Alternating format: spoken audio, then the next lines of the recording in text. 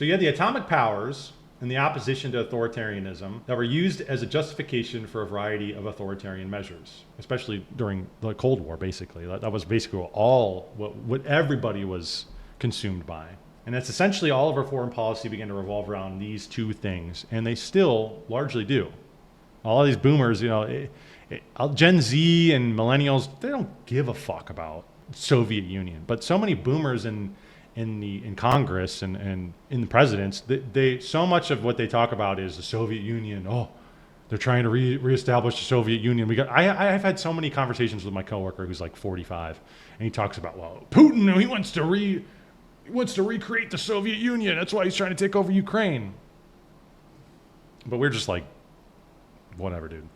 So in recent memory, we've seen that the push for democracy in the Middle East, that's been one of the major justifications for why we are doing what we're doing, to oppose authoritarianism. And it's been set, but you have to realize that has been setting up one country in the Middle East, Israel, to being a major superpower in the upcoming century. And probably by the 21st century, there will be the superpower if they continue along the trajectory that they're along.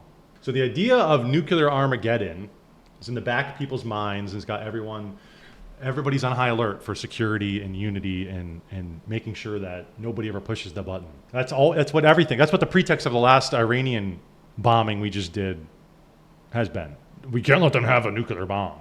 Even though they only want a nuclear bomb because they see how America and the West treats people who don't have nuclear bombs. How much regime change do we do in North Korea? Not much. Or China? Not much. We do regime change in these small countries who don't have nukes, like every single other one in the Middle East. And we kind of, you couple this idea of being afraid of nuclear Armageddon, like he's saying. He wants to propose this. These are the two dialectics: is one world government or nuclear Armageddon. What do you want? This is what you're going to get. And it's like, I don't necessarily know if that's true. They love putting these dialectics out there. Like we just talked about, there's a false dialectic of Islam or Judaism. Well, there's actually a third option. There's actually another option. Just look at this. I don't necessarily know. I don't know exactly if those two options are real options. I mean, they're in the idea space. People talk about them. But I don't actually know how close we are to actually having either of those things. But I do know somebody like this talking about instituting AI will inch us closer to a one world government. So these AI technologies, at the same time you have this in the zeitgeist. Well, basically, it's been since after World War II. This has been in the minds of people as nuclear Armageddon. We're 10 seconds to midnight. We're 5 seconds to midnight, everybody. We're 1 millisecond to midnight. This has been in people's minds. At the same time, you have these AI technologies being developed, and they're all Israel friendly. I don't think there's been a single one that I've seen, and again, like I said, I have to dig a little deeper. Maybe there is one out there that's pro Hamas, but I haven't seen any. And I guarantee there's none that are Christian, that are actually truly Christian, not this fake bullshit that he's spouting out. But they're all Israel friendly. You have Peter Thiel, Palmer Luckey. They're not Jewish, but they're friendly to Israel.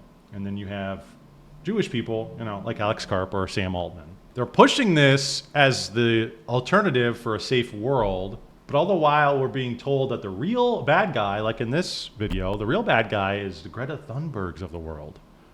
The blue-haired feminist libtards of the world. Those are the real bad guys. Woke is the real bad guys. And I'm beginning to think that much of the struggle that we've seen of the last 15 years or so between woke and base, I guess, was what the other side would be. That's all been... I think it probably started, it was an organic thing that started, but I think it's been completely co-opted. And if you live in that dialectic now, I think that you're a fucking idiot. It's the same thing. It's literally the same people who live in the dialectic of Democrat and Republican. Like, yeah, totally. Yeah, man. That's not like it's two heads of the same snake, dude. So the AI technocrats, all these people have jumped on board with the Trump administration. But even prior to 2024, they were already kind of dabbling in it. Peter Thiel, I think, has donated to the Trump campaign in 16 or 20, one of those two. And then Palmer Luckey also, he donated as well to pro-Trump funds. And one of Anduril's, which is Palmer Luckey's company, first big contracts with the U.S. government was a program used to detect human trafficking and drug smuggling on the southern border. Oh, interesting. Very cool. And then he went on further from there and he got even more contracts with the US government. But one of the interesting things about that is that JD Vance recently had an interview with Theo Vaughn, and we highlighted that. We watched these clips a few streams ago, but I even said, what's the pretext here for all this AI implementation? And I even said, what is it? Is it the border crisis? At the bare minimum, the Patriot Act had a precedence, right? It was the war on terror, 9/11. Yeah. What's the precedent for this? They're just like, fuck it. Let's just roll with it. Let's just compile a database and surveil on people. Let me give you an example where this might be useful. Okay. Let's say you catch an illegal immigrant, okay, and that person's using a social security number. And he even said that we use AI. As an example, JD said we use AI to detect an illegal immigrant criminal and deported him. And it's like, okay, that's nice, I guess, but that as a pretext to institute a one world AI technocratic government, that's not what I signed up for. That's not what any MAGA person signed up for. But I think that is the play. I think they're going to run with that. I think they're going to run with border security, just security of the country, and they're going to institute more chaos once it gets to a breaking point, which it's kind of I don't even know if we're there just yet, but it seems like things are heating up and we see all these protests, which I don't believe many of them are organic at all, especially the No Kings thing. That thing was not organic at all. Those just popped up out of nowhere and they were instantly, 24-hour news cycle. No. But I think they're going to be pushing for more of that type of shit. And Trump's going to throw down the ban hammer on these people. And we're going to sleepwalk into, we're not sleepwalking into Armageddon like he said, we're sleepwalking into AI technocratic governance. And I've said this, I've made this argument a while ago too, about Weimar Germany in the 1930s. If you didn't know, in the 1930s, before Little Mustache Man came to power, Weimar Germany was one of the most decadent and degenerate hellholes you could imagine. That's even where I think transgenderism came from. It came out of that. They were doing experiments in all these different institutions there. They had prostitution, they had gambling, just anything you could imagine. It's like, basically like Nevada, right? Basically like Las Vegas on steroids maybe. But that was one of the reasons why Little Mustache Man came to power, was to kind of remove the usury, remove all this degeneracy from society. And one of the things I think about and why I'm fearful of is that what if a lot of this kind of stuff that they've been pushing, that they've been propping up in the mainstream media and silencing the people who have opposition to it, what if one of the reasons why they've done that the last 10 years is to get this type of reaction?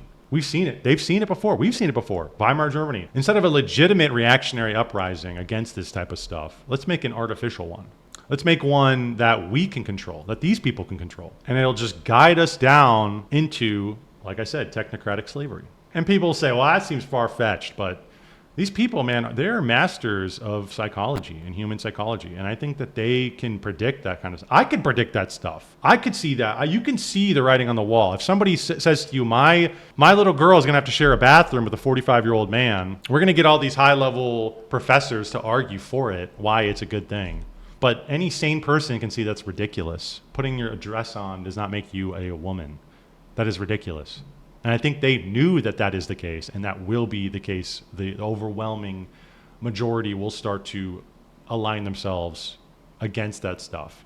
But then where are they going to run to? They're going to run to this guy. It's problem, it's reaction, it's solution.